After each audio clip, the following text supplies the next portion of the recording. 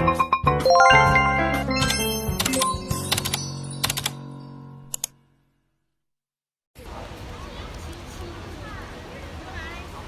ayan guys, naglalakad na kami pababa. Galing kami doon sa Sky Bridge at dyan po ang daan pagkatapos ng maglakad namin doon sa taas. Yung makikita niyo po na napakaraming tao na naglalakad doon. Tapos dyan ang daan pababa pagkatapos doon. Yung napakatirik po ng babaan yan papunta na doon sa baba ng park. Kaya pagka diretso po yan sa tinatawag nilang snow at saka sa zoo, napakaraming animals doon na makikita. So one day tour namin yan sa China, sa Xinjiang, China. Yan po yung aming experience for one day tour.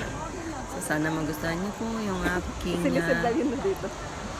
video part 2 ngayon. Ayan, makikita nyo napaka-taas ng hagdan at napakaganda naman ng tanawin pagdating doon sa taas pag ikinaglalakad.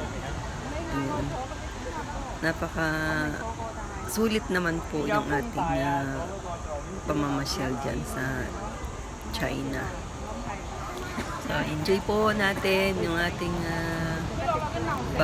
pamamasyal dyan at sana magustuhan niyo rin po yan yung kanilang white Buddha na tinatawag yan. Pataas po kasi yung pag-akyat dyan, makitid yung daan, kaya kailangan talaga naka-rubber shoes pag ikaw papunta doon sa tinatawag nila Yanxian Resorts. Yan po yung una namin pinuntahan. At may kasunod pa po yan ang aming one day tour. Pabalik po ulit kami. Pero iba naman yung place na pupuntahan namin. Kasi napuntahan na po namin yan. So ayan, at sana magustuhan nyo po yung aking vlog for today. At maraming salamat sa mga walang sawang nag-support sa aking channel.